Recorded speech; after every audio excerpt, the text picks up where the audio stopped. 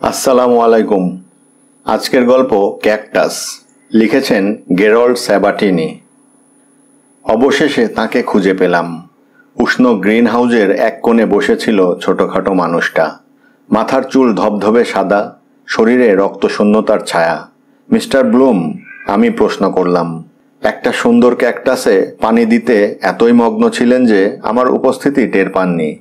সুতরাং আমার কণ্ঠস্বর তাকে ভীষণভাবে চমকে দিল। কিছুটা পানি ছলকে পড়ল তার জুতোর উপর। আমি তার কণ্ঠস্বরকে জ্যোতি চিহ্নিত করেছে শ্বাস প্রশ্বাসের ভারী শব্দ। বিস্ফারিত চকচকে চোখে ঝটিতি দুপাশে তাকালেন তিনি। উত্তেজিত দৃষ্টিতে কিছু একটা খোঁজার লক্ষণ। হঠাৎই অস্বাভাবিক ক্ষিপ্রতায় ঝাঁপিয়ে পড়ে একটা বিকট দর্শন ছুরি তুলে নিলেন তিনি। সাধারণত দক্ষিণ আমেরিকায় গভীর জঙ্গল কেটে পথ করতে যে ধরনের ছুরি ব্যবহার হয়ে থাকে।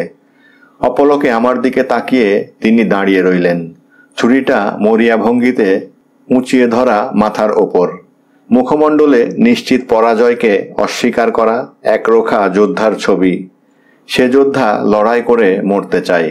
স্বভাবগত প্রতিক্রিয়া বশে আমি কয়েক পা পিছিয়ে গেলাম। অবাক হলাম বৃদ্ধের এই ভয়ার্ত উন্মাদ আচরণে। সাবধান, তিনি চিৎকার করে উঠলেন। শঙ্কা এবং তীক্ষ্ণতা মেশানো সেই কণ্ঠস্বর গ্রিন হাউজের কাচের দেওয়ালে কেঁপে কেঁপে প্রতিধ্বনি তুলল। এক পাও এগোবেন না, এ আমি কিছুতেই আপনাকে দেব না। সেই মুহূর্তে বুঝলাম আমাকে সাধারণ চোর ডাকাত সন্দেহে তিনি বিশাল ক্যাকটাসকে রক্ষা করতে চেষ্টা করছেন। মিস্টার ব্লুম, আমি বললাম, শান্ত হন। আমি আপনার গাছ চুরি করতে আসিনি।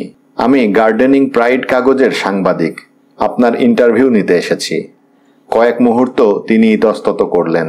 তারপর ছুরিটা সশব্দে ফেলে দিলেন মেঝেতে। হাঁটু গেড়ে বসে পড়লেন সুন্দর ক্যাকটাসের কাছে। লক্ষ্য করলাম তার দু চোখে পানি। তিনি কাঁদছেন। কাছে এসে তার কাঁধে আমি হাত রাখলাম। মিস্টার ব্লুম, শান্ত স্বরে বললাম, নিজের সুখ দুঃখের কথা কাউকে বললে মন অনেক হালকা হয়। বিহ্বলভাবে দাঁড়িয়ে দেখতে লাগলাম এক বৃদ্ধের ভাঙাচোরা কান্না।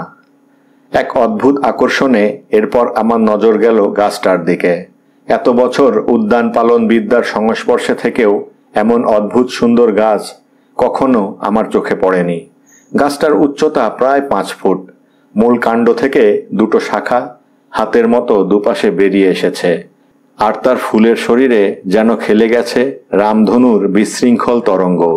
তার সৌন্দর্য বর্ণনার চেষ্টা, ধৃষ্টতারই নামান্তর।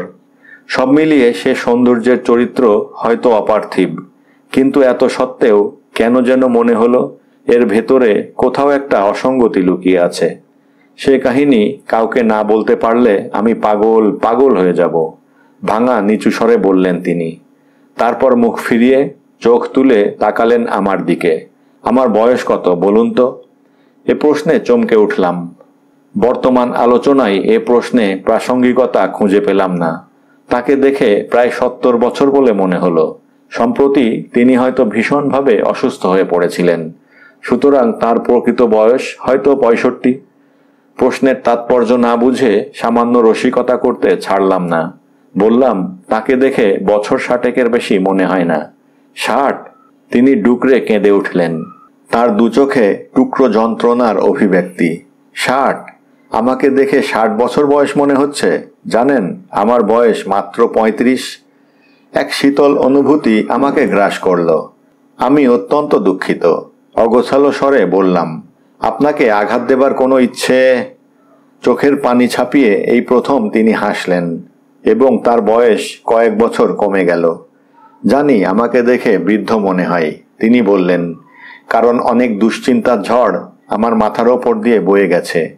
তিনি আমার দিকে আর একবার তাকালেন এবং আমি তার কথায় হাসব কি হাসব না ঠিক করতে পারলাম না। তিনি সোজা হয়ে উঠে দাঁড়ালেন, ঘুরে তাকালেন ক্যাকটাসটার দিকে। তার হুষ্টপুষ্টু একটা শাখায় ভালোবাসা ভরা হাত রাখলেন। মনে হলো খুব গুরুত্বপূর্ণ কোনো বিষয় তিনি সিদ্ধান্ত নেবার চেষ্টা করছেন। দেখলাম ও ঠোঁট নড়ছে এবং অস্ফুট কিছু শব্দও আমার কানে এলো, কিন্তু স্পষ্ট করে বুঝতে পারলাম না। অবশেষে ঘুরে দাঁড়িয়ে তিনি চোখ রাখলেন আমার চোখে। আমরা আপনাকে একটা গল্প শোনাবো ঠিক করেছি, মিস্টার কার্টিস।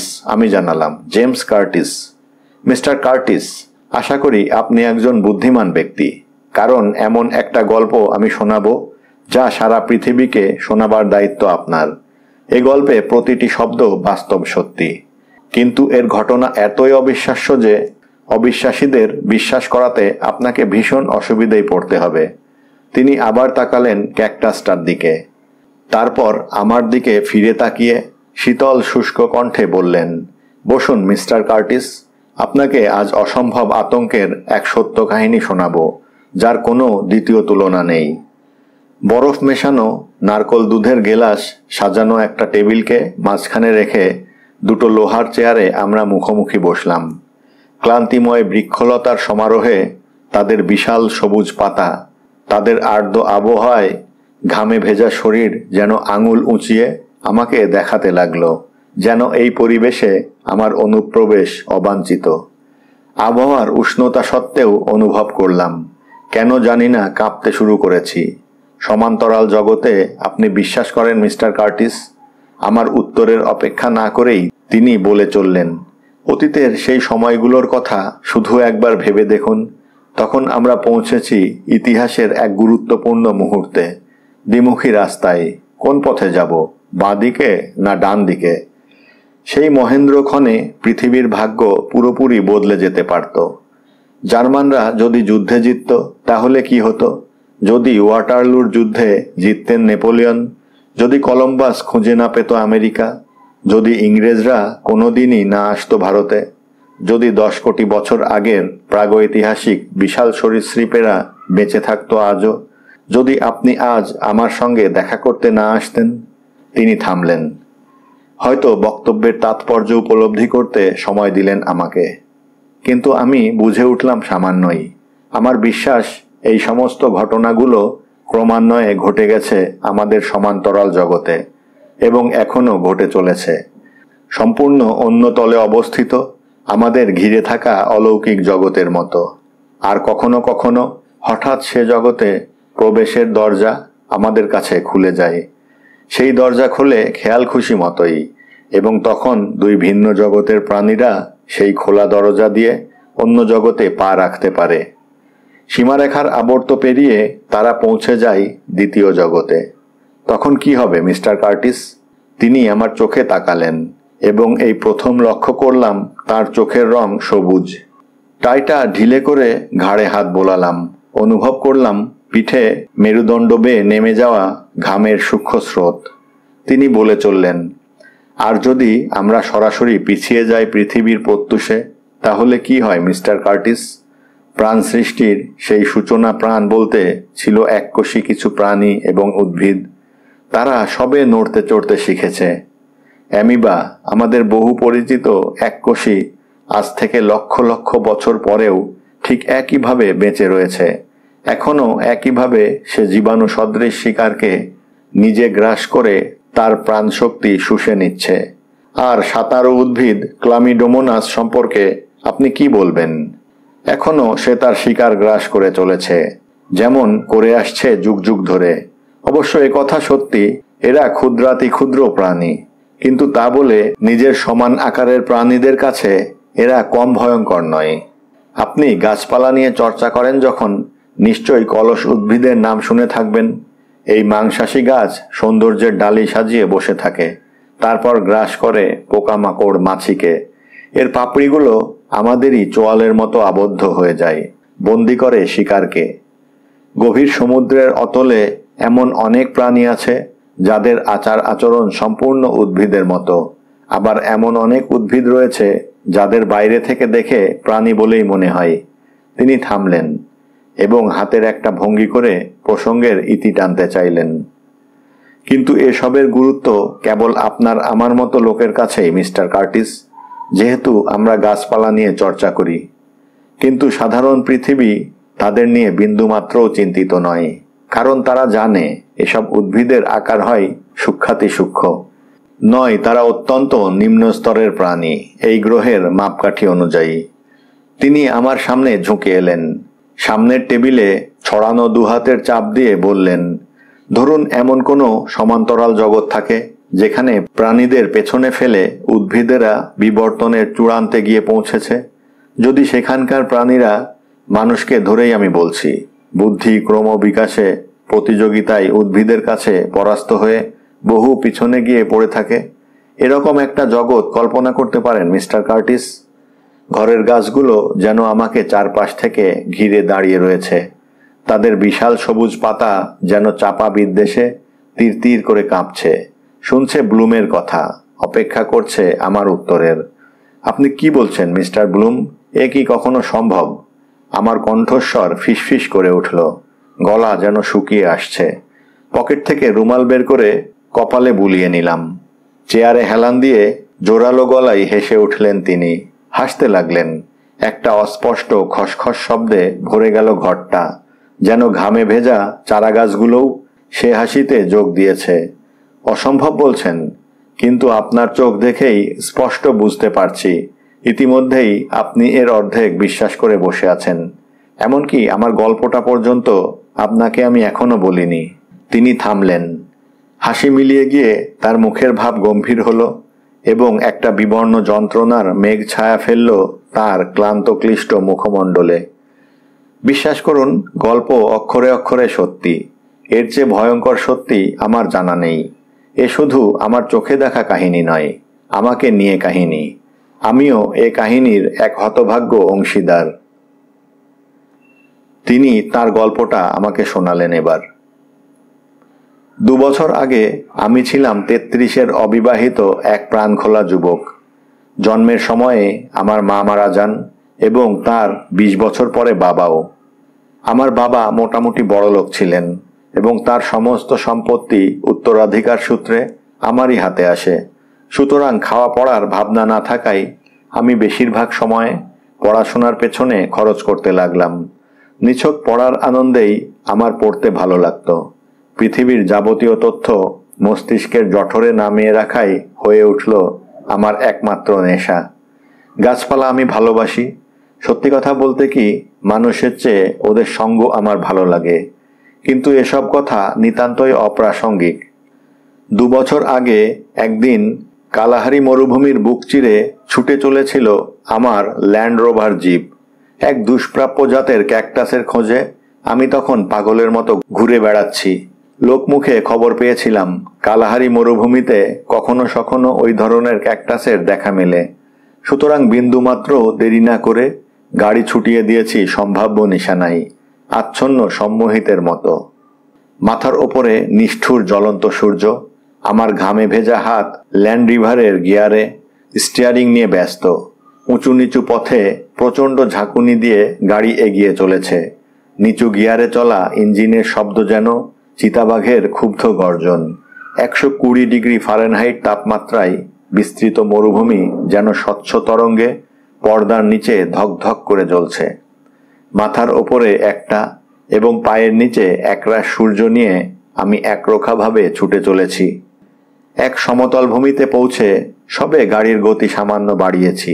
বজ্রপাতের মতো একটা প্রচণ্ড তীক্ষ্ণ শব্দে পরিবেশ থরথর করে কেঁপে উঠল। গোটা পৃথিবী যেন চোখের সামনে থেকে সরে গিয়ে ঝাপসা হয়ে গেল এবং ভীষণ সংঘাতে ঠিক বিপরীতভাবে আবার স্পষ্ট হয়ে ফিরে এলো। গাড়ি থামিয়ে অবাক চোখে চারপাশে দেখতে লাগলাম। সবকিছু যেন বদলে গেছে। রঙগুলো পাল্টে গেছে বর্ণালীর বিপরীত প্রান্তের রঙে। হলদে বালির রং এখন নীল আকাশে, উজ্জ্বল হলুদ রঙের ছড়াছড়ি। আমার গায়ের রঙে কেমন অদ্ভুত এক সবুজ আভা। তাপমাত্রা নেমে গিয়ে এখন প্রায় 70 ডিগ্রির কাছাকাছি এবং চোখ তুলে তাকাতেই সত্রাসে দেখলাম মাথার উপরে সূর্যের রং উজ্জ্বল পান্না সবুজ। গাড়ি ছেড়ে টলতে টলতে বালিতে পা রেখে এগিয়ে চললাম। বালিয়াড়ির খাড়াই বেয়ে পৌঁছলাম কতগুলো গোলাপি পাথরের কাছে। অতলান্ত আশঙ্কায় আমারও বুক কাঁপছে, আমার শরীর কাঁপছে। জানি না কি দেখতে চলেছি। বেশ কিছুক্ষণ অনিশ্চয়তায় আতঙ্কে পাথরের আড়াল থেকে মুখ তুলতে পারলাম না। ব্যাপারটা অনেকটা যেন সেই রকম দুঃস্বপ্নের মতো, যখন মানুষের অঙ্গ প্রত্যঙ্গ মস্তিষ্কের ডাকে সাড়া দেয় না। ঠোঁটে দাঁত চেপে ফোঁটা ফোঁটা করে সাহস সঞ্চয় করলাম। মাথাটা যথাসম্ভব নিচু রেখে পাথরের আড়াল ছেড়ে উকি মারলাম এবং সেই চরম দুঃস্বপ্ন দৃশ্যের মুখোমুখি হয়ে একটা অস্ফুট চিৎকার বেরিয়ে এলো আমার মুখ দিয়ে। আমার সামনে এক বিস্তৃত নীল রঙের মাঠ। সেই মাঠে নিখুঁত পরিচ্ছন্ন সারিতে 6 ফুট অন্তর অন্তর দাঁড়িয়ে আছে কতকগুলো কাঠের খুঁটি। প্রতিটি খুঁটিতে বাঁধা রয়েছে সম্পূর্ণ নগ্ন একটি মানুষ। প্রচণ্ড চিৎকারকে বন্ধ করতে নিজের হাত প্রাণপণে কামড়ে ধরলাম। জিভে পেলাম নোনতা স্বাদ। ওরা চুপচাপ দাঁড়িয়েছিল, চোখে মুখে নেই কোনো যন্ত্রণার ছাপ। এবার নজরে পড়ল সারির দূর প্রান্তে কারো চলাফেরার প্রতি। সে দৃশ্যের তাৎপর্য প্রথমে ঠিক বুঝে উঠতে পারিনি, কিন্তু পরক্ষণেই উত্তপ্ত বাতাসের ঝাপটার মতো কঠিন সত্যটা আমার সামনে ঝাঁপিয়ে পড়ল। আমার হৃৎপিণ্ড যেন স্পঞ্জের টুকরো, সেটাকে কেউ যেন আরও টুকরো টুকরো করে ছিঁড়ে নিচ্ছে। আমি আবার দেখলাম সারি বাঁধা অসহায় মানুষগুলোর দিকে। আমার চোখ ঝাপসা হয়ে এলো, ছটফট করে উঠল নিঃশব্দ প্রতিবাদে। চোখ বন্ধ করলাম, কিন্তু তখনও সেই ভয়াবহ আতঙ্ক আমার মস্তিষ্কে আঁচড় কেটে চলেছে। অবশেষে আবার চোখ খুললাম, তাকালাম স্পষ্ট দৃষ্টিতে। সামনেই ওটা দাঁড়িয়ে রয়েছে, 12 ফুট লম্বা টলমলো একটা বিশাল জিনিস। তার গোড়াটা প্রায় 7 ফুট ব্যাসের। সেটার থেকে সামান্য সরু হয়ে গেছে ডোগার দিকে। ডগা থেকে সুরের মতো অসংখ্য বাহু চারপাশে ছড়িয়ে সাপের মতো সরসর করে কাঁপছে। জিনিসটার সঙ্গে এক ধরনের সামুদ্রিক ফুলের কিছুটা সাদৃশ্য রয়েছে।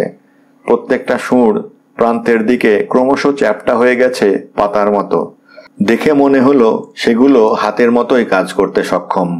জিনিসটার রং ঘোলাটে লাল এবং তার সমস্ত শরীরে কালো চাকা চাকা দাগ, অনেকটা আঁচিলের মতো। বুঝলাম যেন কেউ আমাকে স্পষ্টভাবে জানিয়ে দিল এই অপার্থিব বিভৎস জিনিসটা একটা উদ্ভিদ। ঠিক কি যে ঘটেছে সেটা প্রথমে ঠাহর করতে পারলাম না, কিন্তু এখন মনে হচ্ছে আমার মস্তিষ্কই আমাকে সে ভয়ঙ্কর বাস্তব উপলব্ধি করতে দেয়নি। দ্বিতীয়বার তাকিয়েই বুঝলাম জিনিসটা কি করেছে এবং আমার মন আতঙ্কে চিৎকার করে উঠল।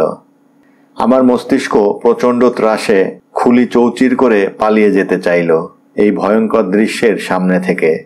নারকীয় গাছটা সারি করে ক্রমশ এগিয়ে আসতে লাগলো। দেখলাম বাঁধন খুলে একজন পুরুষকে ওটা তুলে নিল।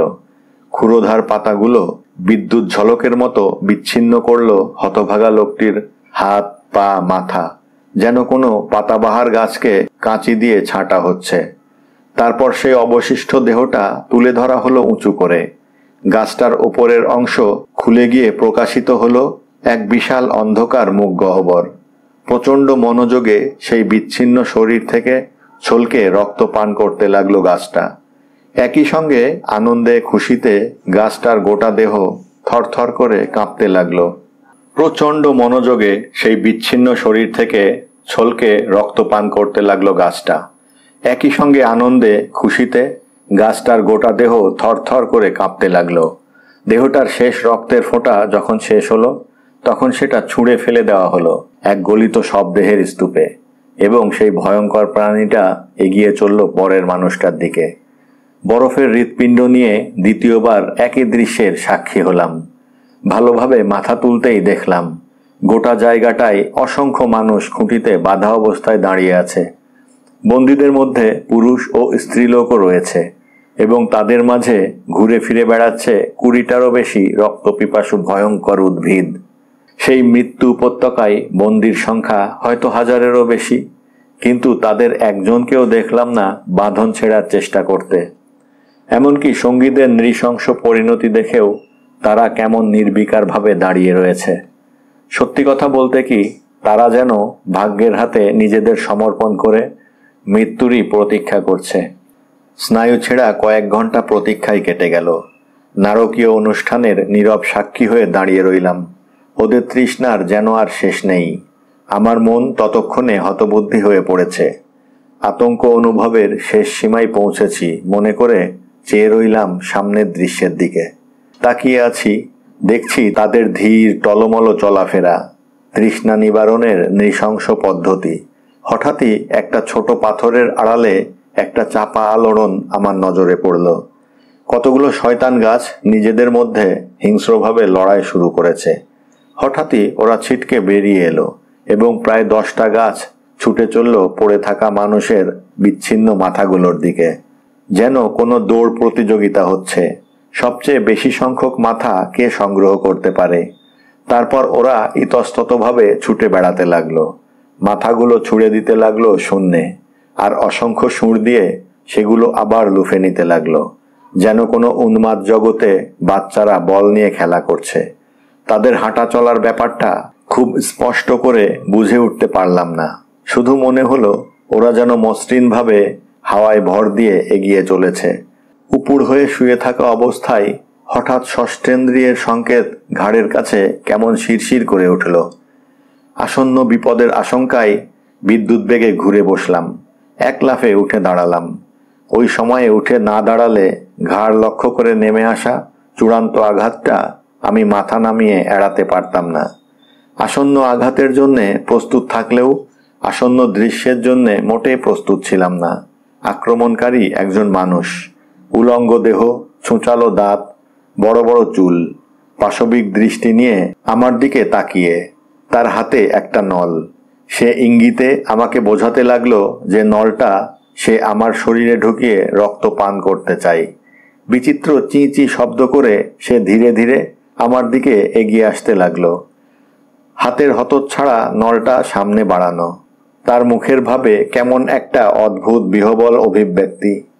তাকে রক্তপানে বাধা দেবার কারণ সে যেন কোনো রকমেই বুঝে উঠতে পারছে না। নিষ্ফল ছোবলের ভঙ্গিতে সে এগিয়ে আসতে লাগলো, থামলো না।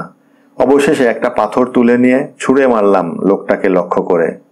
পাথরের আঘাত এড়াবার কোনো চেষ্টাই সে করল না। বিপদের মুহূর্তে এমন ভয়ঙ্কর নির্বিকার আচরণ আমি কখনো দেখিনি। সে চুপচাপ দাঁড়িয়ে রইল এবং একটা বিশ্রী শব্দ করে পাথরটা সরাসরি আঘাত করল তার মুখে। গোড়া কাটা কলা গাছের মতো সশব্দে পড়ে গেল লোকটা। দাঁড়িয়ে আছি, বিদ্রোহী পাকস্থলীকে একান্ত চেষ্টায় সংযত করে রাখার চেষ্টা করছি। অকুস্থলে এসে উপস্থিত হলো একজন পুরুষ ও একটি মেয়ে, দুজনের হাতেই একটি করে নল।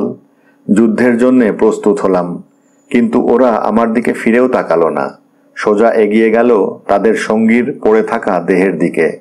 তার পাঁজরে দুদিক থেকে দুটি নল বসিয়ে দিল দুজন। উবু হয়ে বসে নলের অন্য প্রান্তে ঠোঁট লাগিয়ে চুষতে শুরু করে দিল। আমার মাথা ঝিমঝিম করতে লাগলো। বুঝলাম যে কোনো মুহূর্তে আমার শরীর অবশ হয়ে আসতে পারে। এ নারকীয় দৃশ্য আমি কতক্ষণ সহ্য করব। ছুটে পালিয়ে যেতে চাইলাম, ইচ্ছে হলো বমি করতে, কিন্তু অপলক চোখে তাকিয়ে আমি চুপচাপ দাঁড়িয়ে রইলাম। মেয়েটা নল থেকে মুখ তুলে এক পলক আমার দিকে তাকালো, শূন্য নিষ্প্রাণ দৃষ্টি। তারপর ও তুলে নিল প্রথম লোকটার পড়ে থাকা নলটা। সেটা উঁচিয়ে ধরে আমায় ইশারা করলো ওদের সঙ্গে যোগ দিতে। আমাকে হাত তুলে ইশারা করতে গিয়ে ওর সঙ্গীর দিক থেকে চোখ ফিরিয়ে নিয়েছিল মেয়েটা, এবং আমি সাবধান করবার আগেই লোকটা মৃতদেহ থেকে নিজের নলটা বের করে নিয়ে বসিয়ে দিয়েছে মেয়েটির শরীরের গভীরে, ডান স্তনের ঠিক নিচে। হাতের নলটা ফেলে দিয়ে অস্পষ্টভাবে বার কয়েক কাশল মেয়েটা, মুখ ফিরিয়ে দেখল ওর সঙ্গী তার বিশ্রী ঠোঁট নামিয়ে টানছে নলের অপর প্রান্তে। ততক্ষণে নল বেয়ে রক্ত বইতে শুরু করেছে। ওর মুখে আবেগ অভিব্যক্তির লেশমাত্র নেই। প্রাণপণে চিৎকার করে উঠলাম। একটা বড়সড় পাথর তুলে নিয়ে লোকটার মাথায় নামিয়ে আনতে যাব, একটা অদ্ভুত তীব্র শীষের শব্দে ফিরে তাকালাম। 12টারও বেশি দুঃস্বপ্নের উদ্ভিদ আমাকে ঘিরে ফেলেছে। পাথরটা সর্বশক্তি দিয়ে ওদের মাঝে ছুঁড়ে দিলাম। নিতান্তই নিষ্ফল চেষ্টা। হিলহিলে সুর দিয়ে ওরা এগিয়ে আসতে লাগলো। একই সঙ্গে শোনা যাচ্ছে সেই তীব্র শীষের শব্দ। লোকটা এবং মেয়েটাকে ওরা ঘিরে ধরল, ন্যাকড়ার পুতুলের মতো তুলে নিল দুজনকে। তারপর অসংখ্য সুরে আষ্টে পৃষ্ঠে জড়িয়ে ধরল আমাকে। আমার হাত দুটো বজ্র বাঁধুনিতে বন্দী হলো। আমি তখন অসহায়। প্রচণ্ড ভয়ের সঙ্গে দেখলাম একটি গাছ লোকটির লম্বা চুল ধরে তাকে শূন্যে তুলল। তারপর অস্বাভাবিক ক্ষিপ্রতায় একটা ধারালো পাতা গভীরভাবে বসিয়ে দিল তার ঘাড়ের পাশে। লোকটা নিশ্চলভাবে শূন্যে ঝুলতে থাকলো, আর সেই শয়তান গাছটা তার গলার চারিদিকে করাতের মতো পুচিয়ে পুচিয়ে কেটে ফেলল। দেখলাম অন্য একটা সুর লোকটার পা দুটো জড়িয়ে ধরে টানতে লাগলো। সুতরাং এও দেখলাম লোকটার মাথাটা শরীর থেকে বিচ্ছিন্ন হয়ে এলো এবং একই সঙ্গে ছুটন্ত রক্তাক্ত অবস্থায় বেরিয়ে এলো তার গলার নালী, ফুসফুস, হৃৎপিণ্ড এবং যকৃৎ। আমি অজ্ঞান হয়ে পড়েছিলাম ঠিক ওই মুহূর্তে।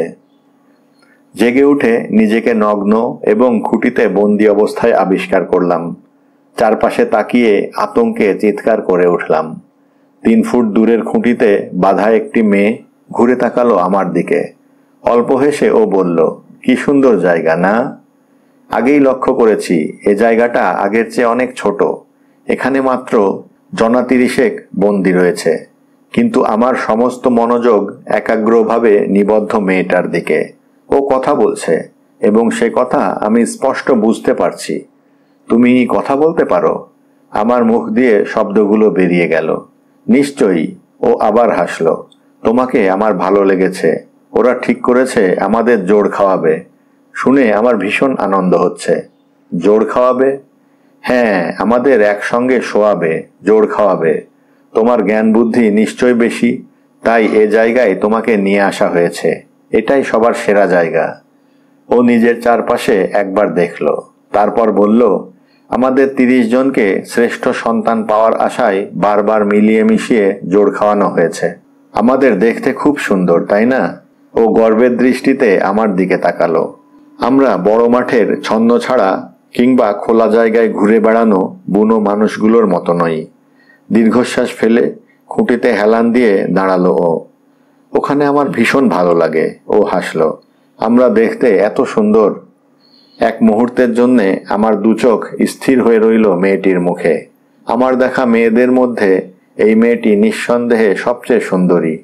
ওর লম্বা ঢেউ খেলানো কালো চুলের বন্যা নেমে এসেছে সরু কোমর পর্যন্ত। ডিম্বাকৃতি কমনীয় মুখ, টানা টানা 2 চোখের রং কালো। ওর শরীর থেকে চোখ ফিরিয়ে নিতে পারলাম না এবং দ্বিতীয়বার যখন ওর চোখে চোখ রাখলাম অনুভব করলাম আমি ওকে ভালোবেসে ফেলেছি।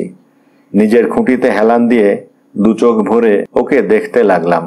ওর স্বর্গীয় সৌন্দর্যে খেলে বেড়াতে লাগলো আমার দৃষ্টি। পেছন থেকে একটা হিসিস শব্দ হঠাৎ কানে এলো। নতুন কোনো আতঙ্কের জন্যে নিজেকে প্রস্তুত করে অতি কষ্টে মাথা ঘুরিয়ে পেছনে তাকালাম। দৃশ্যটা সেই ভয়ঙ্কর গাছগুলোর একটা খুঁটির সারি।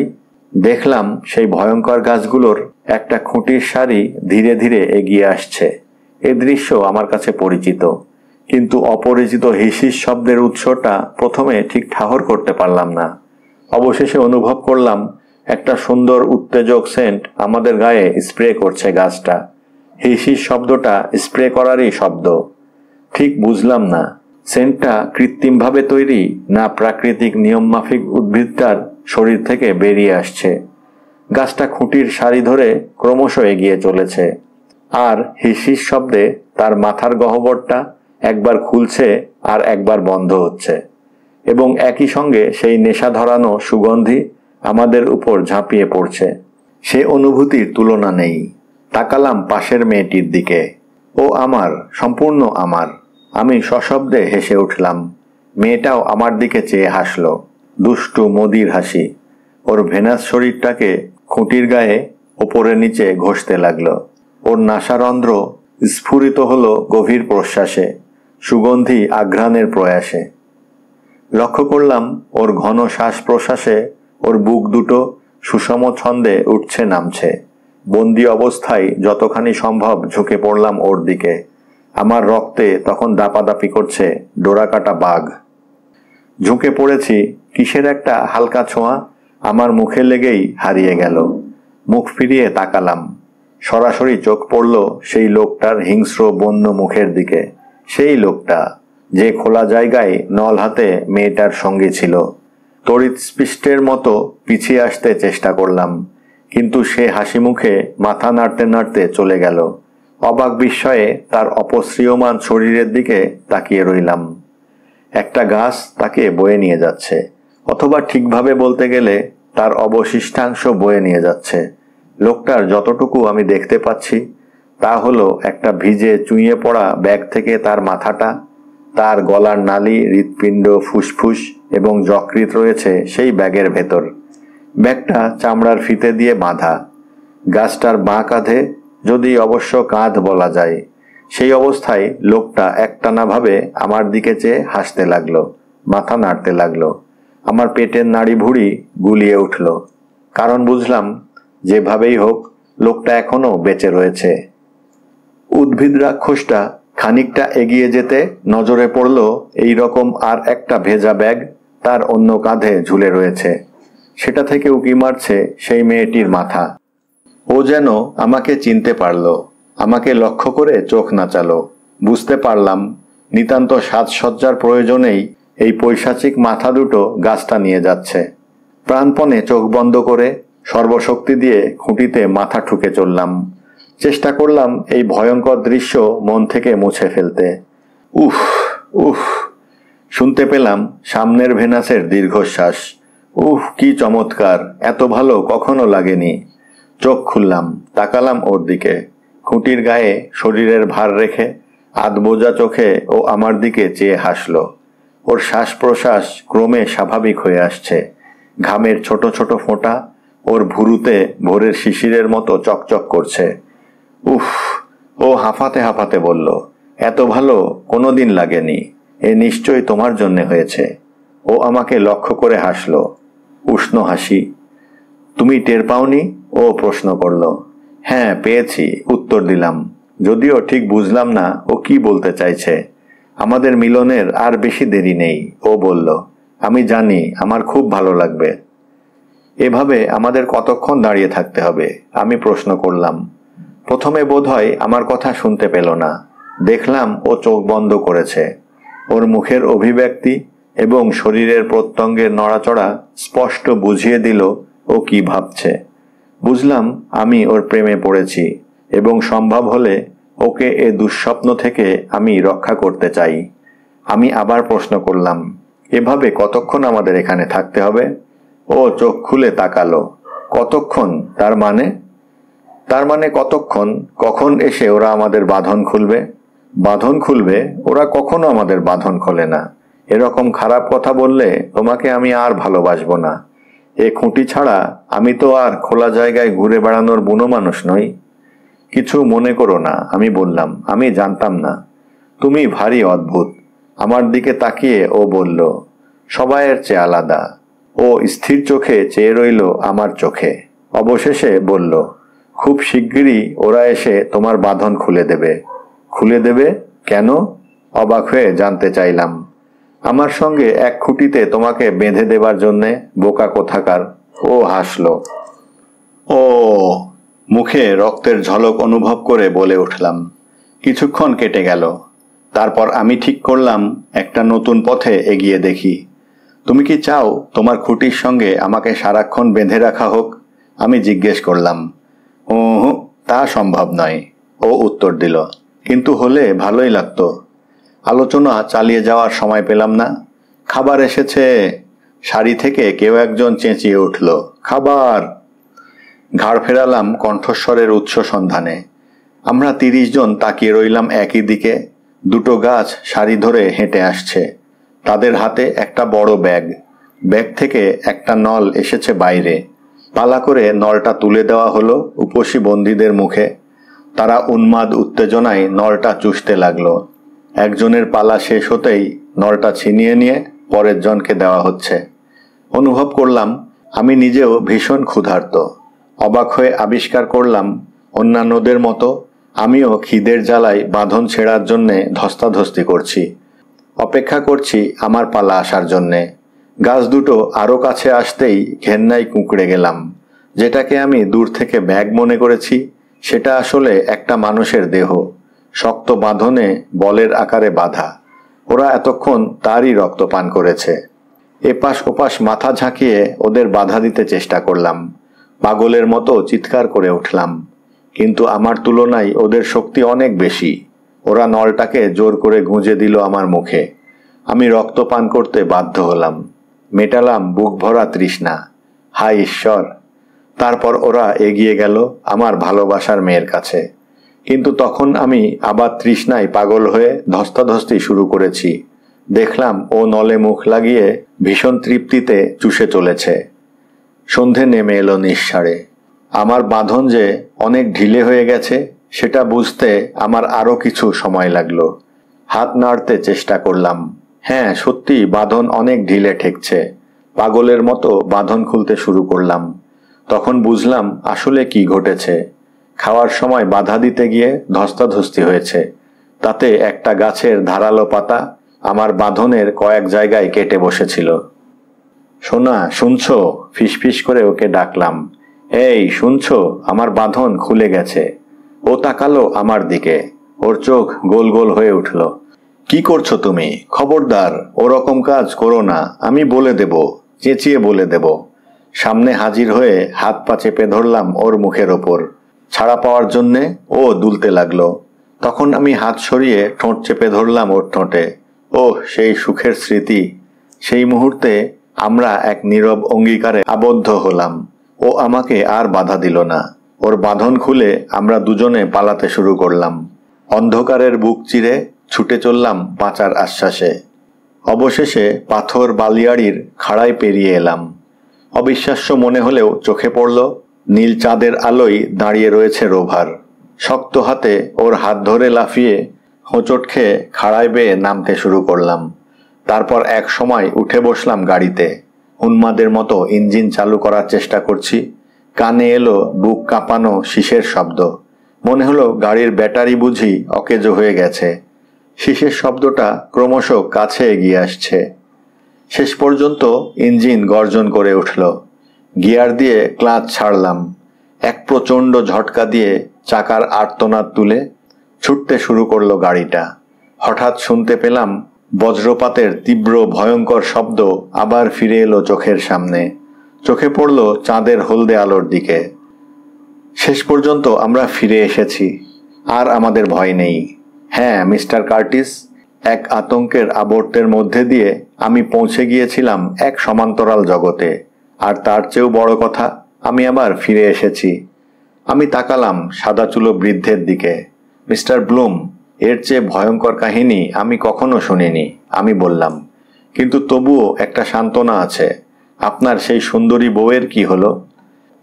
আমার প্রশ্নের উত্তর না দিয়ে তিনি বললেন, ভয়ঙ্কর অভিজ্ঞতা সন্দেহ নেই মিস্টার কার্টিস, কারণ ওই অভিজ্ঞতাই আমাকে উপহার দিয়েছে এই অকাল বার্ধক্য। যাকগে, আমার কাহিনী তো শুনলেন। এ থেকে আপনি হয়তো অনেক পয়সা পাবেন, কিন্তু আমার পারিশ্রমিকের কি ব্যবস্থা করবেন? পারিশ্রমিক মিস্টার ব্লুম? পারিশ্রমিক মিস্টার কার্টিস। ও হ্যাঁ, আমার কাগজ আপনাকে ভালোই টাকা দেবে, আপনি নিশ্চিন্তে থাকুন।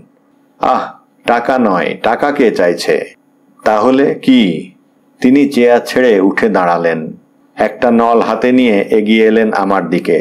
আমার বউ খিদেই ছটফট করছে মিস্টার কার্টিস। আমার এই ভাঙা শরীরে বেশি রক্ত নেই। দিনের পর দিন কিভাবে আমি পারবো? তিনি নলটা এগিয়ে দিলেন আমার দিকে। পারিশ্রমিক হিসেবে শুধু একটু রক্ত দিন মিস্টার কার্টিস। আমার সোনামণির জন্য একটুখানি রক্ত দিন। না!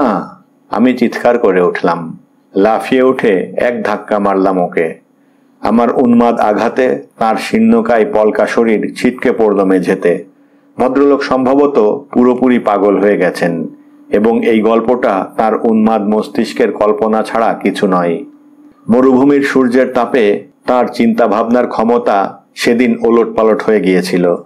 তিনি উঠে বসলেন। শুকনো জীর্ণ শরীরটা নিয়ে হামাগুড়ি দিয়ে এগিয়ে চললেন চোখ ধাঁধানো ফুলের পসরা সাজিয়ে বসে থাকা ক্যাকটাসটার দিকে। রুদ্ধ কান্নায় বৃদ্ধের দেহ কেঁপে কেঁপে উঠছে। ও আমাকে দেবে না বলছে সোনা, এক ফোঁটাও দেবে না। কেন, আমার এই গাছটা কি এক বিন্দু রক্ত পাওয়ারও যোগ্য নয়? গাছটাকে জড়িয়ে ধরে তিনি উঠে দাঁড়ালেন। ওটার গায়ে মাথা রেখে নিশ্চিন্তে চোখ বুজলেন। সভয়ে লক্ষ্য করলাম গাছটার ডাল দুটো নড়ে উঠল। ধীরে ধীরে জড়িয়ে ধরল তাকে। কি করছি বুঝে ওঠার আগেই আমি এক বিকট চিৎকার করে উঠেছি এবং মেঝে থেকে বিকট দর্শন ছুরিটা তুলে নিয়ে নৃশংসভাবে সুন্দর ক্যাকটাসটাকে আঘাত করতে শুরু করেছি। এক প্রচণ্ড যন্ত্রণার চিৎকার শোনা গেল। আহত কোনো স্ত্রীলোকের আর্তচিৎকার। বৃদ্ধ ছিটকে পড়লেন একপাশে। আতঙ্ক বিস্ময়ে দেখলাম সেই অদ্ভুত গাছটা মৃত্যু যন্ত্রণায় ছটফট করছে। শুধু শোনা যাচ্ছে আর্তচিৎকার ও কাতরানির শব্দ। আরও দেখলাম গাছটার অসংখ্য কাটা জায়গা দিয়ে বেরিয়ে আসছে রক্ত, লাল রক্ত। অবাস্তব ঝাপসা দুঃস্বপ্নের মতো ঘটনাটা এখনো আমার মনে পড়ছে। সাপের মতো হিম করা ছিল রক্তাক্ত ক্যাকটাস। ওটার চারপাশে যন্ত্রণায় টলমল পায়ে ঘুরে বেড়ানো বৃদ্ধ, বুকে হাত চেপে তিনি যেন কষ্টে ছটফট করছেন। এরপর ঠিক কি ঘটেছে তা আমার কাছে এখন অস্পষ্ট, ঝাপসা। যেন কোনো বিকৃত পরকলায় প্রতিশ্রিত হয়ে সে দৃশ্য আমার চোখে ছায়া ফেলেছে। যেন এক দুরন্ত কুয়াশা কোনো রহস্যের পর্দায় তাকে ঘিরে রেখেছে। মনে পড়ছে ছুরিটা আমার হাত থেকে খসে পড়েছিল। বৃদ্ধের মৃতদেহটা শুয়েছিল চিত হয়ে, তার একটা হাত বুকের ওপরে খামচে ধরা, অন্য হাতটা নিষ্ফল চেষ্টায় মৃত্যুমুখী গাছটার দিকে বাড়ানো। আমি সভয়ে পিছিয়ে এসেছি। আমার মাথাটা ঝিমঝিম করে কেমন টলে উঠেছিল। মনে আছে এক ছুটে হোঁচট খেতে খেতে আমি সেই বাড়ি থেকে বেরিয়ে এসেছি। উঠে বসেছি গাড়িতে। আমার উন্মাদ চিৎকার এক মুহূর্তের জন্যেও থামেনি, এবং রাস্তা ধরে গাড়িও এসেছে। দেখেছি গোটা পৃথিবীটা চোখের সামনে থেকে সরে গিয়ে ঝাপসা হয়ে গেল, এবং ভীষণ সংঘাতে ঠিক বিপরীতভাবে আবার স্পষ্ট হয়ে ফিরে এলো। এবং এখন এই মুহূর্তে আমি চোখ তুলে তাকিয়ে আছি একটা পান্না সবুজ সূর্যের দিকে, আর আমার কানে ভেসে আসছে এক অদ্ভুত তীব্র শিসের শব্দ। ধন্যবাদ।